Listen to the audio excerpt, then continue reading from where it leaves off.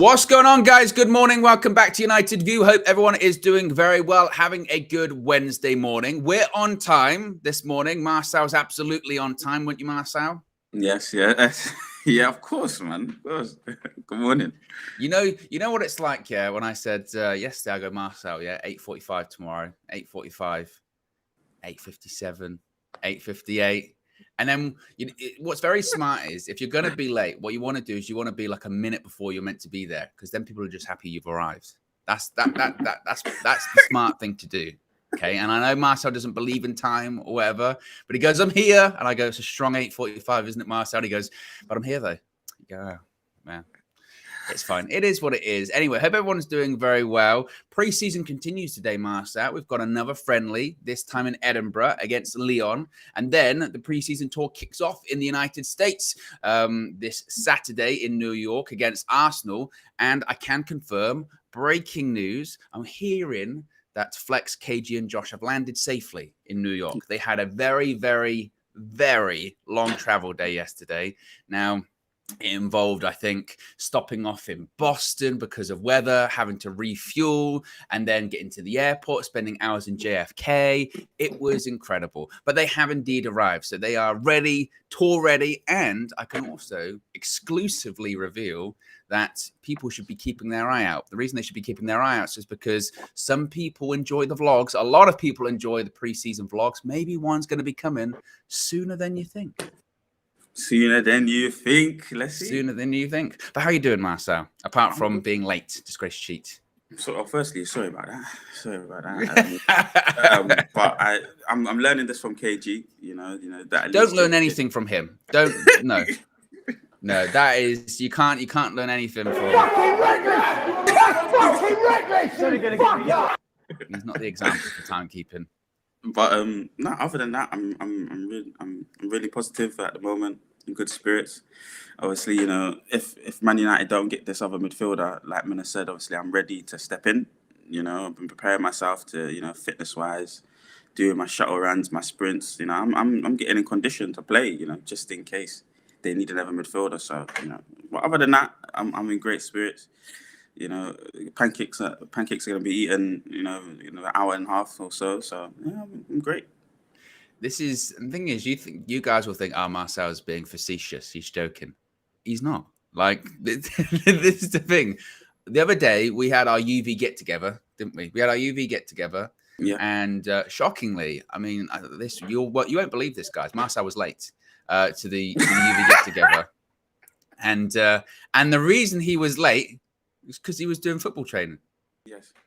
And when it was individual training, I believe, as well, wasn't it? Yes, it was one-to-one coaching. So yeah, I'm just getting ready.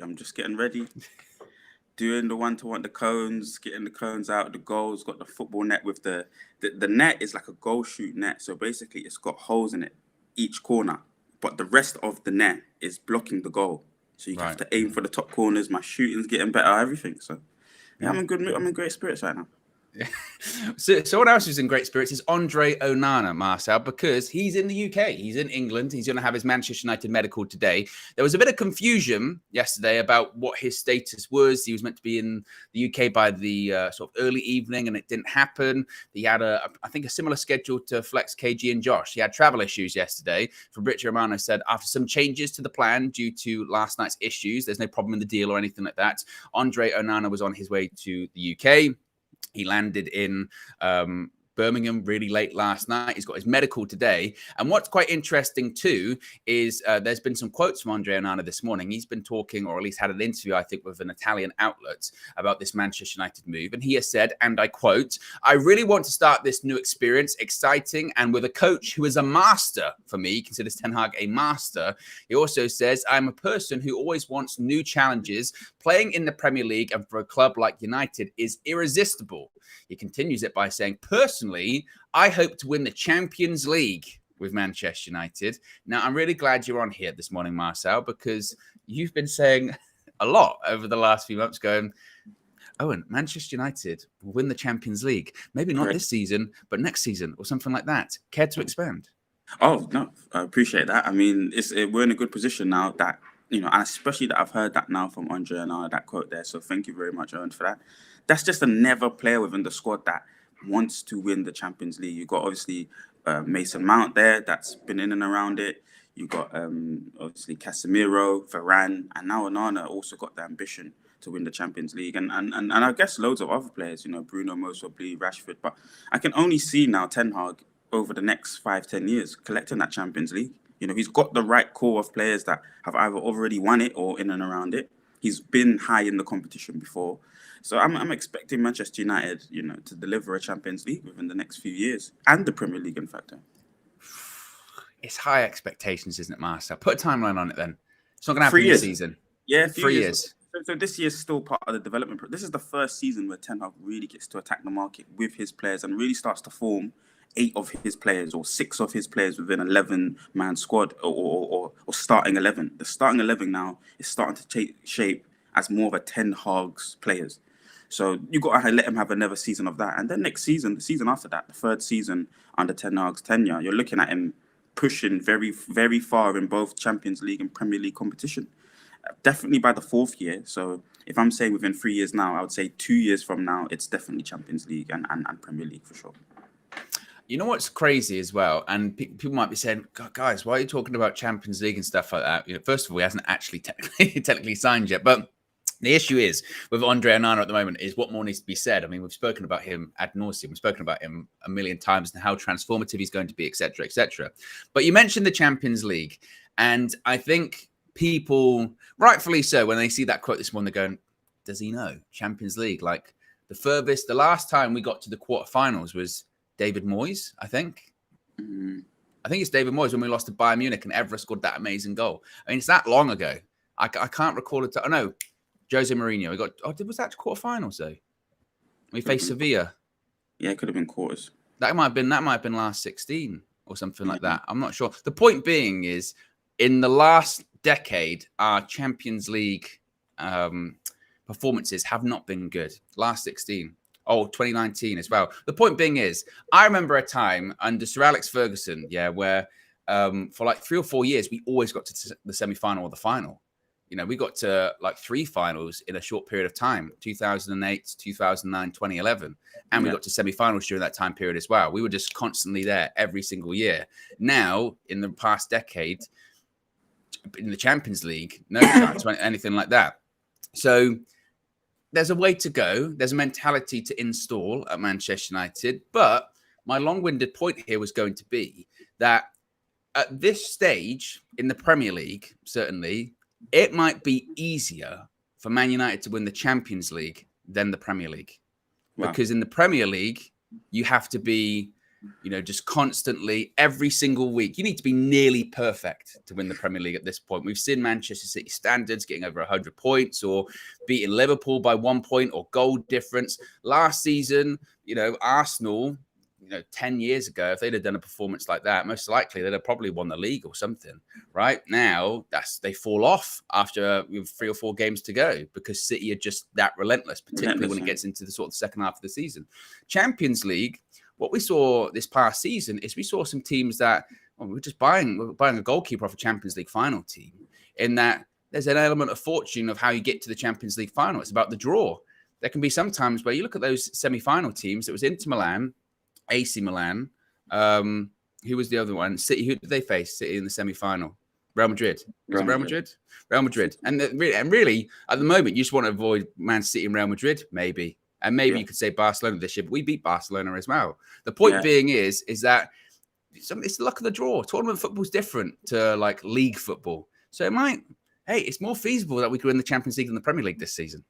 Yeah, if you're adding it into this season and taking it away from the 3 years that I'm saying potentially we can win it in, 100%. Yeah, it's and just for the points that you stated, it's a marathon, a massive, long-winded, difficult marathon. The Premier League, most probably the hardest competition in the world because there's 6 teams, 5 teams, 4 teams that can compete for it every single year and feel like they have the divine right to win it almost every single year. So, obviously, now Liverpool and City have tried to push away, and City clearly have made a little bit of a couple steps ahead of the chasing pack of the 4 or 5 teams, but no other leagues like that. So, definitely agree with you. But I just think Ten Hag right now is setting up the team to win the Premier League first. In terms of the previous decade that's just gone, and in regards to, you know, us not winning or being in and around the finals or semi-finals of Champions League, that's just natural. I think that's a natural process in football. Happens in cycles. You know, teams are the best team since sliced bread, and then they fall off. You know, every team's going to have that cycle. And Ten Hag put it perfectly, that, you know, the era's come to an end, you know, and this era of Man United not winning trophies is starting to come to an end in my mind. Ten Hag's put the right foundations in place. He's updated us in terms of how of us in the football world, how we play football on the pitch, and the mind's eye of Man United fans. He's updated us massively. You know, we're going to start thinking about how the game plays a lot differently, and that will put us closer to trophies and Champions League finals and Premier League titles, because of how we're setting up as a team and the style of football that we're trying to play. I think it's going to be a really good thing. I think it's going to be a massive thing for us that, you know, we're going to be in and around finals and semi-finals of Champions Leagues. And we have the kind of players that have already done it. We have the type of players that have done it now, you know. Well, I think again, it's Champions League. It's still a big step up, because I mentioned historically in recent years we just haven't been it. So we'd get so excited. Can you imagine, Marcel, if we got to a Champions League quarter final this year, we'd be going crazy, because we're just scared, because we're not used to it. And again, I know that feels like a travesty to be saying that in the same sentence as Man United, doesn't it? You know, we're just not used to Champions League semi-finals, but we're not in recent years. We're not. So that would be a big step forward. But I agree with your point that I think Ten Hag will look to last season and say that, you know, we finished third in the league, we won a trophy, we got to a final of another competition, and he'll be looking at that saying, actually, we're better than that. We can do better than that. Now we'll bring in more players. I've had a season longer with my team. That should be the base. You know, at the very least, we have to do try and get close to doing the same this season. Of course, you know, you never know what can happen. And as I mentioned, in those cup competitions, we did get a bit fortunate with some of the draws that we got, and sometimes that isn't the case. That's tournament football. You never know how it works out. But I think there'll be a hope and certainly a want from Erik ten Hag to be like, no, we've got to be better than we were last season. Like, for instance, the league, there are things that he can fix, that he'll be like, we can do better. He'll look at the league and go, we can score more goals. We didn't score enough goals last season. He'll look at the away record and go, our away record was shocking last season. Because let's face it, if we won just, you know, half more of our away games than we did, we'd be right up there. We would be right up there, because again, it's almost flabbergasting at points when you look at how well we did last season, finishing third in the league, and how bad our away record was. It was terrible. It was awful. So what happens if we win? We spoke the other day about yesterday about going away to Spurs and going away to Arsenal. Let's say we won just against Spurs and away against, you know, Brighton or Villa or whatever. 9 more points. Yeah, not bad. Yeah. And that brings you, I think, how many points were we off Arsenal? Maybe 9 or 10 points? Something like that, yeah. So it just brings you, and they were 5 off City. And then you just need to win or be close encounters with the City game. Yes, you'll win the Arsenal game away from home. The Man City game away from home, it's a difficult one as well to negotiate. Newcastle away from home, a difficult game to negotiate. So yes, there'll be difficult games next season. But like you said, once he fixes that away form, again, the way we've structured the team means now that we will be able to defend better. So I'm just looking forward to it next season. He's putting all the right building blocks in place. You know, Ten Hag hasn't really missed. You know, he hasn't missed in any of his decision-making processes right now. And that just goes to show how much of a top-level manager he is. Yes, let's get to some of the super chats here. Here we go. Avi says, morning, UV fan. Morning, Avi. Hope you're doing well. Appreciate you joining us this morning. Amanor says, Owen, Johnny Evans deal, does that mean Maguire has gone? We are going to talk about Johnny Evans a bit later on, because it was kind of wild yesterday. And I got a bit of criticism yesterday myself, saying that I don't think it's the worst thing in the world as well, the Johnny Evans thing, but we'll get to it a bit later on. Daniel says, please come down from the clouds. Glazers ownership. Jose did amazing in his hype too. So until change of ownership, I will keep my feet on the ground. Well, obviously, it's going to... We're not going to achieve continued great success whilst the Glazers are the owners. And hopefully, again, I don't even know if I believe it in my own soul anymore when I go, you know, hopefully soon, because we don't know how long it's going to be. I did a stream yesterday talking about the latest update was the decision's imminent. And I don't know what that really even means anymore or anything like that. But the point being is that whilst that's all going on in the background, all you can judge is what you see in front of you on the pitch. And last season, certainly we competed, but Manchester United wanted to dominate. And I think with new owners, that's when the domination would come in. At the moment now, and it's kind of counterproductive, because you worry that if United were successful, because last season technically they were successful, and the Glazers went, oh, that's the concern, isn't it? I got a question for you. I got a question for you. Right? Go ahead. So under the Glazer, do you think? And I was asking this all last season. Do you think Ten Hag can be successful under the Glazeronomics? And what I mean by that is, the fact that they're trying to squeeze everything and squeeze all the money, squeeze the budget. They're proving right now, mainly because of Ten Hag's, relationship with John Murta and the powers that be. They're proving right now reasonably efficient in the market so far. But again, it's not the Glazers. They're just sanctioning everything through. But do you think that Ten Hag can structure a team and get a team competing at a high level under the Glazeronomics potentially? To an extent, he can, because people looked at last season as a successful season for him, but that's judging by recent standards. Previous standards and real Man United standards is winning the league.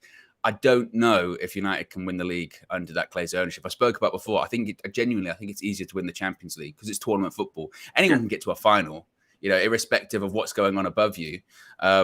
Because again, it's about having a decent team, the luck of the draw, all that kind of stuff. Premier League, league football, that's consistency. That's buying well every single transfer window. That's also in the middle of the season when you need reinforcements in January going, okay, let's get this person, that person, and kick on. And you can't do that under this ownership. So I think to an extent you can, but as the way that we would judge it long-term, winning titles, I don't know if that's possible. I don't think it is, honestly. SK with the super chat says, think about our base. How much more machismo do we need? Onana, Varane, Leacher, Casemiro, lots of characters, lots of leaders involved in there as well. How many likes have we got so far? We've got nearly 2,000 people watching early on, still under 200 likes. Early on, let's get the likes up early on, then we don't have to go back to it later on. And I saw the comments again yesterday, Marcel. You don't tell me what to do. It's my like. I will do with it what I will. But we got one yesterday because Marcel was on the show. So Marcel won it round for us yesterday. So appreciate everyone. The likes. Let's talk about Alex Telles, because he's gone, Marcel. He is going to Al Nassr. Alex Telles to Al Nassr. Done deal. And here we go, according to Fabrizio Romano. Agreement ready after the deal was revealed earlier yesterday. It really happened all in one day. Now, the transfer fee. The transfer fee involved in this. So he understands, Fabrizio Romano, that Manchester United will receive £4 million fixed fee plus add-ons. He is told the salary will be £7 million net per season plus add-ons. So what are your thoughts? £4 million for Alex Telles. Now, I don't know how true this is, because I was looking around last night. There were some people on social media saying that Romano had said that he had received offers from other European clubs, but all of the offers that United have received for Telles from European clubs were free transfers. Again, I haven't been able to find him saying that, so I don't know if that's true. But what are your thoughts? £4 million. Should we have got more? Not really worried about the price of players that are surplus to the requirements, if I'm honest. Why not? They have to go, because from an FFP point of view, shouldn't we still be trying to get a higher fee? Yes, we should still be attacking the market in that way. But priorities, I think structurally, over the last couple of seasons, that's what it's been. We've been dealing with Glazeronomics. We've had to lose out here to gain over there, kind of thing. And this isn't one of those things. You're freeing up a space in the squad. I think that's way more important than any money you can accumulate right now in our football era, in the trajectory that we're going in. You just need to gut out all the dead weight. It doesn't matter what price, and that goes for the likes of a Maguire. It doesn't matter what price. You need to, unfortunately, just try and move them on, let them have better careers elsewhere, or more prosperous careers elsewhere, and let us focus on our own in-house stuff, getting the right wage structure for the players that are going to be playing with us. And that includes making sure that Rashford's wages was at the right amount. That might even mean Sancho's gone. Sancho might be one of those players in that list where you might have to ship him out. But yeah, I think that's good news. Any sort of money for a player that's just never going to get anywhere near the squad, is even most probably in the pecking order behind Fernandez, the young player that played against Leeds, I think, in the friendly. Even him will most probably be ahead of Telles right now. So just get them out of the club. I agree with people. It's on the lower side and 4 million. And I thought my initial reaction was I thought it was going to be more than that. Now, why did I think it was going to be more than that? Maybe that was more based on sort of some reports were saying that it was going to be about 10. I think you do have to remember that we didn't sign him for a lot. We signed him for 15 million pounds, right? So it wasn't a huge amount in the first place.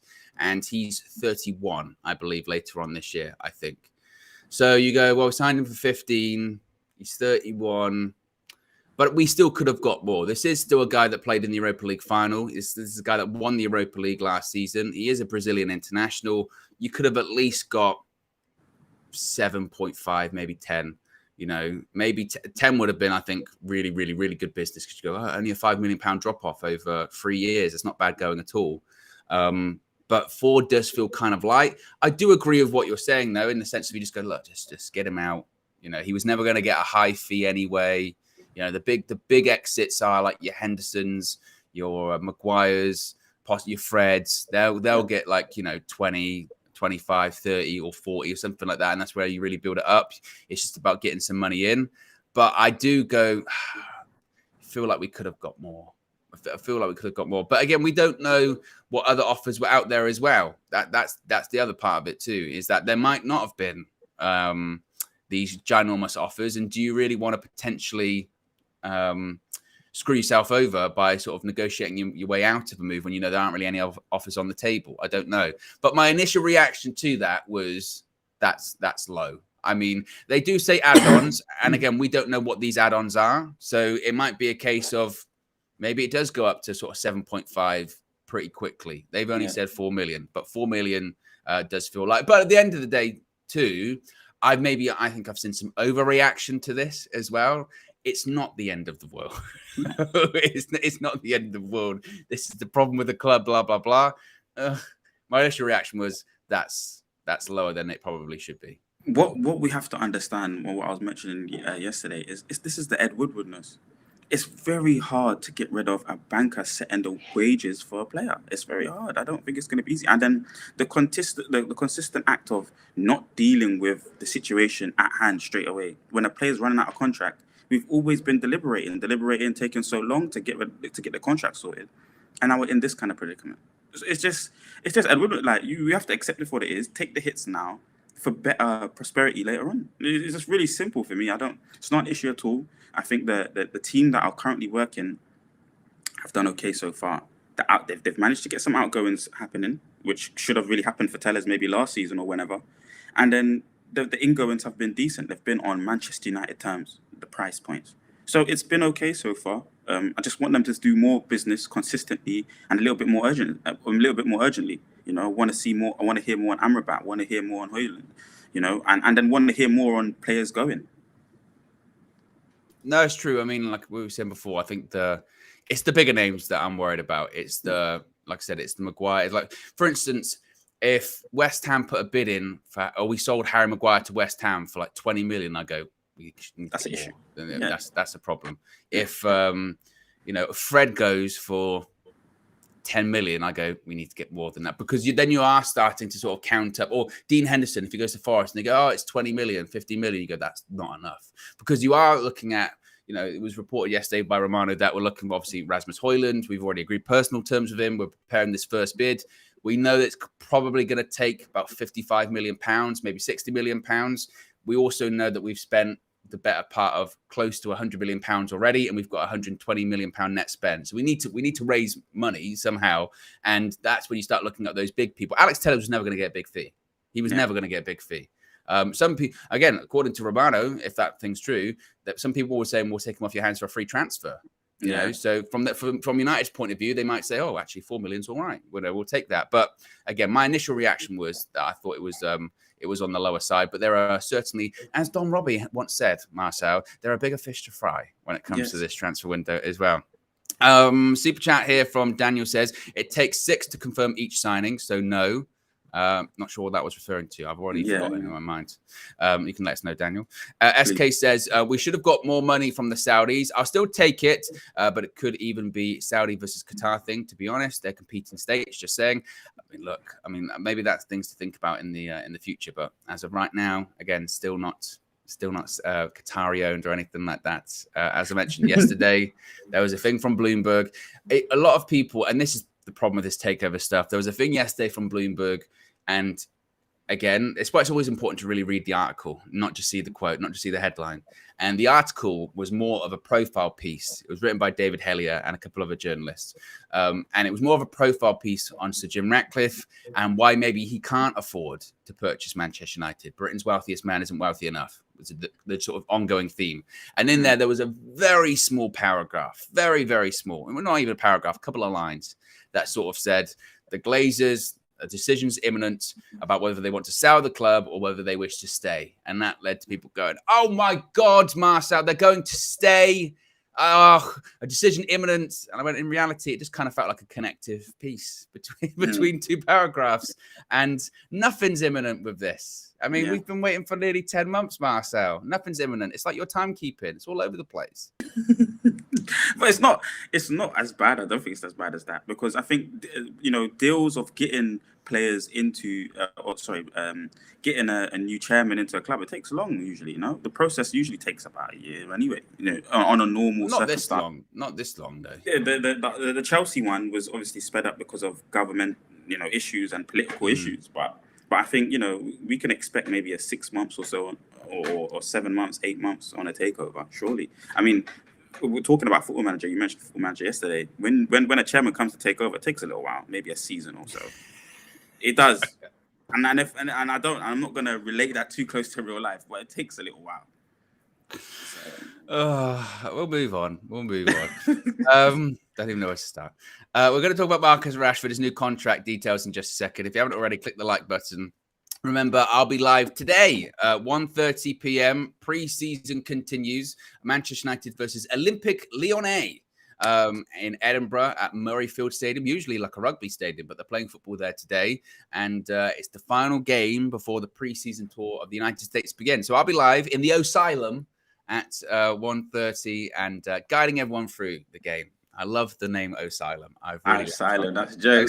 The Asylum. The Asylum, Marcel. Oh, it's just tremendous, isn't it?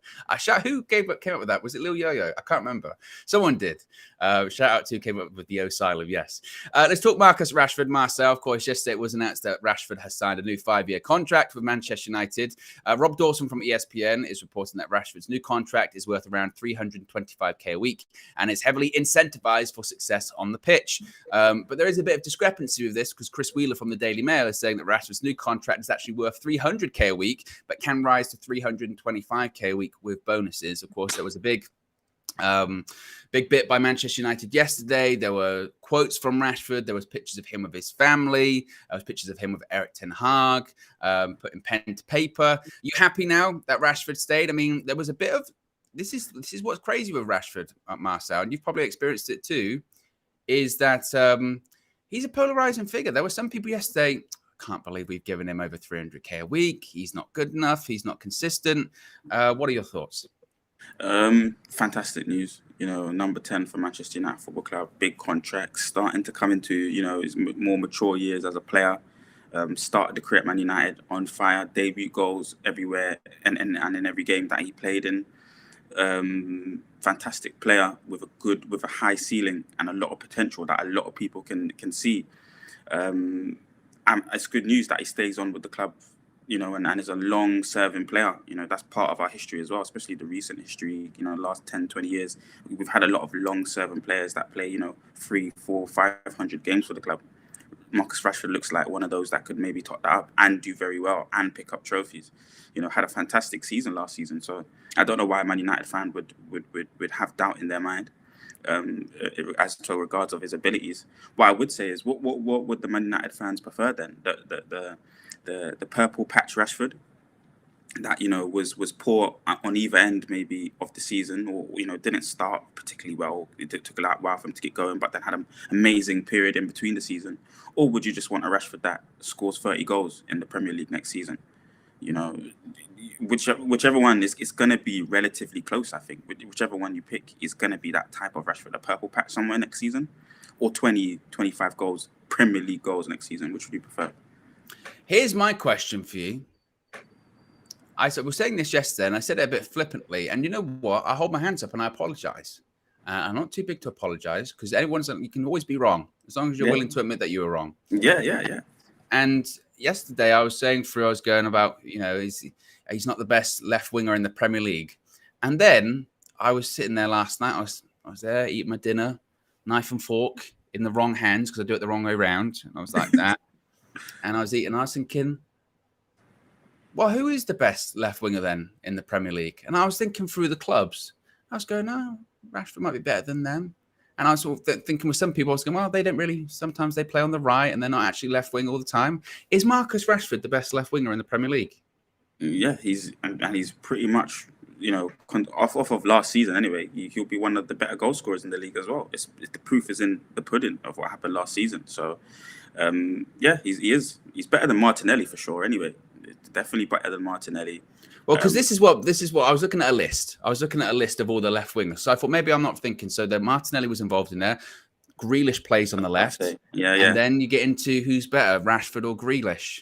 Oh no, Rashford, Marcus. What do you want in a player? Goals or ball carrying ability? And Rashford can do both, but you just want eccentric, exciting players. For me personally, anyway, and he's got the build in terms of got the knack for goals, got the heading ability. If you want a single-minded winger that can affect the game, you're looking at Marcus Rashford other than Jack Grealish. I think Jack Grealish should maybe play in the 10. He's got really good creativity, can withstand a lot of pressure, ball carrying ability, aggressive on the ball. But as a winger, breaking the lines, dribbling around with fullbacks, making runs in behind, it's Marcus Rashford all day long. They're different, though, as well, aren't they? They're different players, Rashford and Grealish. Yes, they play in the same position on the same side of the pitch, but again, Jack Grealish wasn't getting 30 goals in all comps last season. But Jack Grealish you can't deny, had an excellent season for Man City last season. Certainly, I think more of a season that they were hoping for. Did he have a £100 million player season? I don't know. Champions League final, was Grealish all that? No, he did nothing in that Champions League final. So it's a difficult one. I'm a United fan, so I'm going to say, Marcus Rashford is the best left winger in the Premier League. And this was my point with this, if he is the best left winger in the Premier League, then he should be on a contract to reflect that, should he not? Yes, 100%. And it's just on that merit alone, being one of the best specialists or just the highest performing player. Yeah, you deserve a big contract. And then just look at the performance that he put up, the numbers that he put up last season. And now giving him that contract only without having to say anything demands that it must be the exact same. That should be great news for Man United fans. Pressure, like you were mentioning yesterday, is what makes the diamonds. The top players have to be able to thrive under that pressure consistently. So it's great news that there's people that are unhappy about it. I'm very happy about that. That's expected to come. That's the kind of mindset one must have if they want to be a top player. It's no problem. That's completely fine. People are going to be upset about things. But last season you delivered this. You've been rewarded. Now you must go again.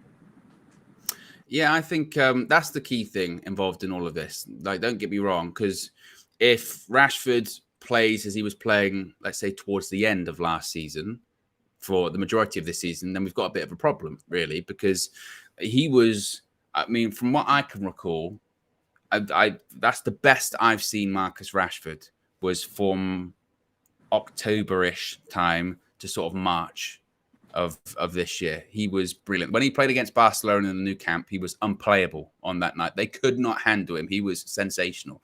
And for a period of time, he was winning us games. He just looked like just a different kind of level of player. And then for me, it was kind of the turning point was, again, I think it was in March when we played, or it might have been April, forget when it was. We played Everton at home and he got injured. And also as well, he got a couple of times he picked up injuries. And maybe one of them was in like a Europa League game or something. There was a game like against Barcelona, against Arojo, and he had a collision, and then the new earlier on this year, he picked up a couple of injuries or whatever, and then he came back, and towards the end of the season, he just didn't look the same. And he felt a bit more ineffectual. And I can think back to the FA Cup final where he just didn't really do all of that much in the game, really. And you can't have that. We can't have that Rashford this season. And maybe you could say, maybe it was just a few injuries. He was just a bit burnt out. He played a lot of football, as did all of the United players, and everyone was just out on their feet towards the end of the season. But you're right. it's sort of double expectation now. There's expectation on him because of what he did last season. So we've seen what you can be. So stick at that level or improve or go higher. And also you've got this new contract. So that's what you're paid to do now. You're paid to be at that level. You're a top player in this team, and you've proven that you can be a top player in the Premier League and in the world, in Europe. So now you've got to keep hitting those levels. And the moment he doesn't, there'll be people out for him as well going, see, this is, because they always bring it up. It's like the Jane Sancho thing. And, 350K a week, what are you doing? All that kind of stuff. So there'll be people ready. And I'm sure that's Ten Hag's probably had that conversation with him of like, that's what I expect. I've seen what you're capable of. Now the thing to do is to prove to people it's not a purple patch. That's just your level. That's your level now. You've gone up and you can go higher. And it's fascinating. I mean, I can't sit here and tell you, Marcel, he's definitely going to do that this season because I don't know. You never know. I'm going to personally tell you and everyone else that he will do it this season. And he's going to have the same season he had as last season. See, the same season was a purple patch season, and that's why I was asking, what would you want as a Man United fan? Like you articulated there, it was October to March. Where it was outstanding, and I believe a player of Marcus Rashford's ilk can do that every season. But what would you want right now? Because just like Manchester United, he's going up in stages, and he's getting older and getting more mature to the game, so he will improve on these blocks. But what do you want right now? Do you want a purple patch Rashford or 30 goals or 25? I said, because 30 is a lot, but 20 to 25 goals a season spread out throughout the season. A purple patch Rashford at that level, as long as you got maybe a striker in, you could still handle that. A 30 goals throughout the season Rashford, maybe he's not as prolific in other competitions, or we rest him so that he's able to play the Premier League games at the highest level possible. Because obviously injuries did turn up. The amount of games that we played, and an astronomical amount of games that we played last season as well, another factor. But I don't know. I think right now we're setting the right expectations for Rashford, and he will go on to do good things for the club next season, definitely. Well, that's the key thing too. That's the key thing too, isn't it? Like you said, I think the striker part of that's really key, because last season he had those numbers almost because he was forced to, because no one else was getting the goals. No one else is scoring as consistently as he was, and you salivate because you go, just imagine you had that Rashford, even if he scored, okay, it's not 30 goals, no comps, but it's 20. But you've got that striker that's also getting 20, 25. Like they're doing their job. You just go, wow, man, it's different level, isn't it? It really is. Some super chats and member chats here to get to. Where am I? Here. Daniel says, remember, it takes 6 Glazers to confirm each signing, which is why we can't be successful with Eric Ten Hag. We just need to sit car behind a learner driver. Jade's been a member for 1 month, says, so we know Rashford just accepted a new contract, but when do we start to liken him to Kane, since United hasn't won real major honours in a while? I mean, I don't think you can really compare Rashford to Harry Kane, can you? I mean, they do different functions. I mean, this is why I've said I don't want Rashford to be up front this season as well, because he can play as a number 9, but he's not a number 9. Like that's that's a job he can do, but he is not a bona fide number 9 like a Harry Kane, like a Victor Osimhen, like even a Rasmus Højlund. At least that's his position. I mean, his position is number 9. We're talking about people that can do a job, and we don't want to have another season of they can do a job here. No, you've got to have him in the position that they're meant to be playing in, and the position they're most comfortable in. Rashford said it himself. I'm a left. I'll play on the left. That's where I feel most comfortable. Sashib says, Owen, are you going on the US tour? I'm not. I'm here in the Asylum, but I'm covering all of the games. I might as well be in the States because I'm going to be living on United States time zone going forward. All of these match views, they're not going anywhere. I'm going to be doing them at all hours of the morning. It's going to be a lot of fun. I'm excited. I'm not sure I'm physically prepared for it, Marcel. I haven't been on the training regime that you have. But The Red Bull, and the monsters are ready. The monsters are ready. I'm going to be finishing these streams like it could have been killed. That's what I'm going to be like at the end of this tour. It's going to be very difficult.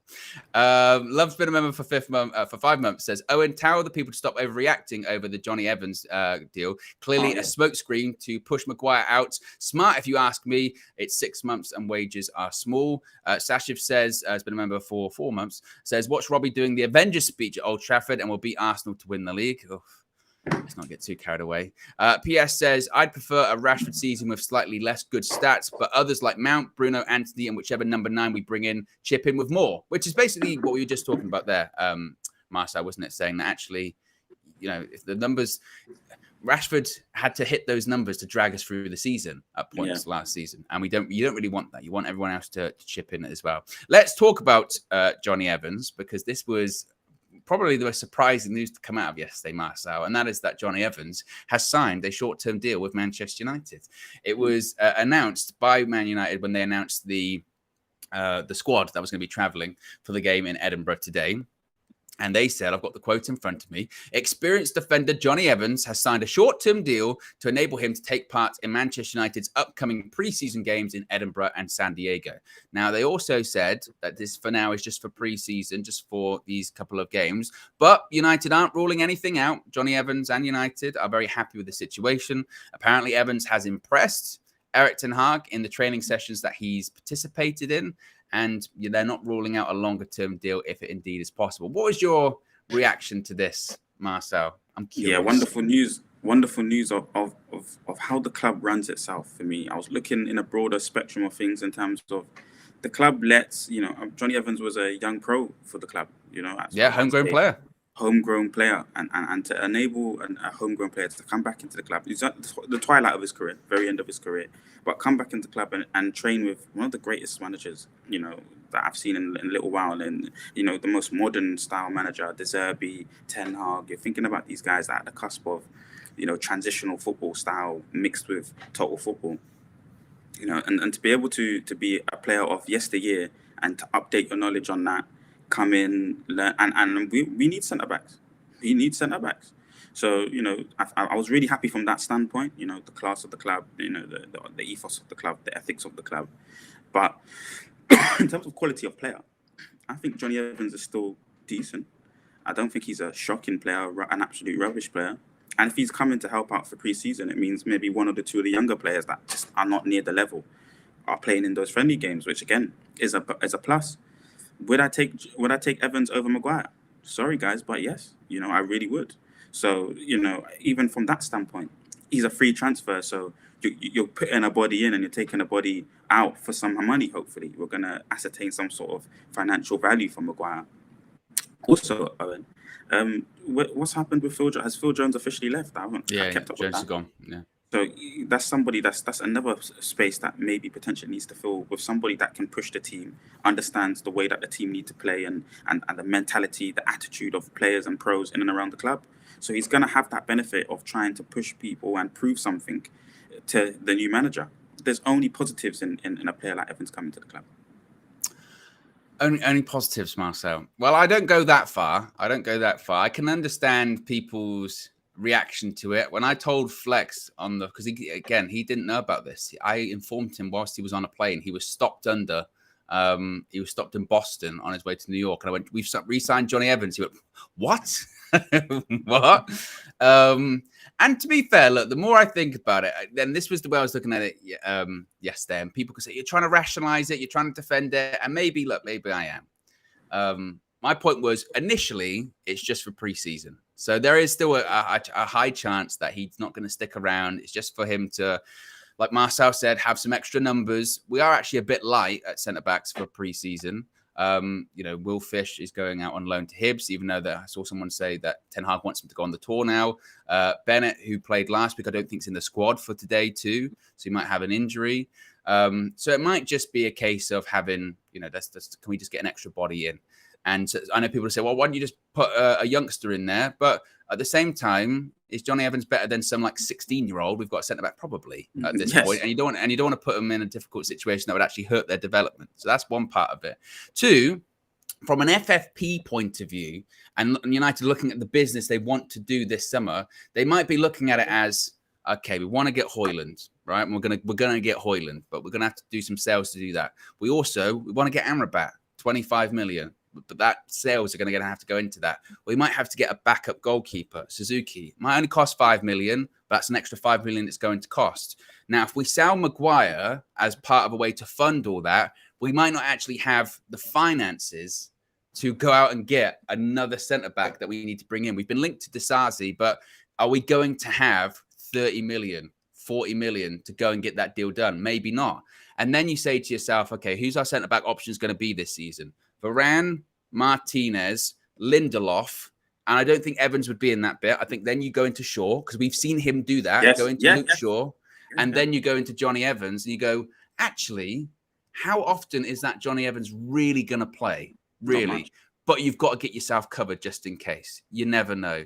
Even actually, you could have a situation where they actually put Casemiro in as number 5, because we've seen him play at centre back. And then Johnny Evans, and then you go, what happens to midfield? You've got Amrabat, you've got Mason Mount, you've got Christian Eriksen. You're most likely going to probably still have a McTominay there. Fred will be gone. So the point being is, if you re-sign Johnny Evans to a year contract, a rolling year contract, most likely, at the very most, he's going to play maybe 1 game, 2 games at a push. And I don't even know if they'd be in the Premier League or anything like that. Last season, he did play 13 games, I think, in the Premier League with Leicester. He was injured a lot, and he is older. But he's also a homegrown player, which, again, from registration rules, does count for something, particularly in the Champions League as well. Yeah. So there are certainly, I'm sure there are options that they're considering with it as well. And ultimately, the way I looked at it yesterday, some people I thought were looking at it as, he's going to be playing every single game at centre-back for United. He's not. It might just be a Scott Carson deal. He's just good to have around, Marcel. Yep. He's just good to have around. Is he going to be on a big wage? No. He might just be good to have around. I don't know. But I get what people are saying when they're going, this is the problem with the Glazers ownership, is that realistically, we shouldn't be as much of in an FFP hole as we are, because if we had owners that actually put their own money into the club, we'd be much better off when it comes to our financial situation, that we wouldn't have to be looking at a Johnny Evans, because we would have the money to go and get another centre-back to replace a Harry Maguire if he does go. So I agree with that part of it, but I wasn't as super outraged like some people were yesterday, because the way I look at it, he's not really going to play anyway. And he might just be, again, good for the group. And again, on top of that, Marcel, after all of this, if that's what Ten Hag wants, so be it. Yeah, so be it. Yeah, 100% agree with you on that. He's a player that won't get that much games anyway next season. And this is part of the process of getting out the old players. If the Ed Woodwardness means that you gotta just have someone to fill in, the predicament. I agree with those that are saying, look, we shouldn't be in this situation in the first place. But if life gives you lemons, you got to make lemonade, and this is one of those little things what you got to, make a little negotiation where the player needs to go, but you just need a player to come in. This is a player that's played for the club. He understands what it means to play for the club. I'm happy to see him come back, and if he just contribute in this short window of time, I know he won't. I know Ten Hag won't be playing him any Premier League games or any Champions League games unless there's massive injuries. But if he's just playing for this short window of time, then fair enough. So be it. And again, that's what I might be like. And I know that's what some of the comments are going to be. You're justifying it. You're the problem. Glazers and all that kind of stuff. It's just more. I agree with that part, that if we had better owners and all that kind of stuff, we wouldn't be in this situation. We would be looking at, we'll just get rid of Maguire, bring in Disasi, no problem. Boom, we'll get the centre back. We would have got Kim Min-jae or whatever. Yeah. But financially, we're not there at the moment. We also have to live in the reality that we're at the moment and go, I'm not happy with the situation we're in, but in the reality that we are in at the moment, again, unless all of our centre backs go down, all of them, because put it this way, even if we had what happened to us last season, Varane, Martinez injured, then our centre backs would still be Lindelof and Luke Shaw. That's what it would still be. Johnny Evans would just be on the bench. That's what it would be. And again, even then you get into Casemiro. So, and again, it's not even confirmed yet. We'll see what happens. He might play in a couple of these preseason games. He might be shocking Marcel, and we're like, absolutely not. Sorry, we're way off, anything like that. But again, I don't think he'll be bad. I actually think he's quite technical. It's just he's going to be as slow as Maguire. Going back when he was sold in the first place, Louis van Gaal, I thought that was a travesty, because I saw Johnny Evans under Sir Alex Ferguson play a lot of football and win Premier League titles. So it wasn't as if he was bad. I remember, specifically 2011 season, Vidic and Ferdinand got injured a lot. He played a lot in that season. We won the league. He was part of the squad, Sir Alex Ferguson's last season, where we won the league. He played games. He was a rotation. He was almost like a Lindelof at the time, really, because you had Vidic and Ferdinand, but they were getting on, they were getting older, and Johnny Evans would come in for pace. Obviously, you then had Jones and Smalling come in, so we did have a lot of centre-backs, but he was good. He was good at the time. And I remember us selling him going, man, like that doesn't, surely not. And again, he's had a successful Premier League career for a while, for a while since then. Even after the Leicester thing, I think there were rumors he was going to go to Everton or something like that. So again, I'm not saying he's going to be like, I should be partnering in Leacher by the end of the season or anything like that. Varane out, Evans in. But I didn't have the sort of immediate, this is the outrage and all this kind of stuff. Again, we'll see what happens when it comes to him throughout the preseason as well. Where am I when it comes to Super Chat? Staffo says, Rashi carried us last season and still disrespect. Ash has been a member for 12 months. Says, I hope Rashford doesn't get injured. What then? Dip towards the end. We need a striker, which will benefit Sancho. By the way, we got 1 million for Hannibal sale on. 1 million for this Hannibal sale on. We haven't sold Hannibal. You mean Zidane Iqbal? Zidane Iqbal, maybe. Lil Yo-Yo says, Marcel looks like he's under hostage. Free Marcel. Is it? No. You got to hold up like a newspaper or something like that. Sashiv says, is Johnny Evans going to be a squad player for the season? I highly doubt it. Johnny Evans, he might be in the squad. If he does sign a year-long contract or whatever, he might be in there a bit longer, but I don't know. Amanor says, what's the difference between a winger / a forward? Well, I would think a forward is playing more centrally, certainly, and a winger would be more on the wings. And there are different types of wingers as well. You've got inside forwards. You've got the more traditional wingers that hug the touchline, whipping balls. The inside forwards almost constantly cut in and play a bit more centrally than others. It's all about what the manager wants and the tactics want as well. Some people, again, want people to be really out far wide, right or left, to really stretch the people. Some people want their forwards, their wingers rather, to actually be near enough close to their central striker anyway. Some people want their wingers to be dropping back into like a midfield position sometimes. You know, put it this way, that's why I look at sort of like a Rashford and a Grealish. They play in the same position, but they don't play the same role. They play very, very differently. They're very different players. It's all about the tactics and systems. And Love says, pop smoke, blink twice if you need help. Right. People think I haven't even got the pop stock hotel. I got I don't know who this would be. Allen Iverson, if anyone knows who basketball. Yeah. I don't. That's not my thing. Finally, as I mentioned, preseason continues today against Lyon in Edinburgh. Let's go through the squad that was selected. A couple of changes from the travelling squad last time. This time, Marcel, no recognised first-team goalkeeper. The goalkeepers that have been selected are Bishop, Harrison, and Kovar. So I would think that Kovar probably starts in goal. Yeah, I've seen his warm-up. I'm excited. Tell me about the warm-ups. He's been good. It was really good. I mean, last season, I think he played a few preseason games as well last season. Kovar. So I've seen him creeping up, but I've wanted to see his technical side of the game. You know, it's not, in terms of the long kicking, long range kicking, all that kind of thing. I haven't seen much of that, but I've seen him play in a couple games, I'm pretty sure, and warm up. So, yeah, and he was touted to be a decent keeper last season, I remember. Well, obviously, he had a very successful season last season. He went on loan. Was it Sparta Prague? Is that where he went? He won the league. So that's been the conversation about second goalkeepers and backup goalkeepers. A lot of people have been saying we've got one.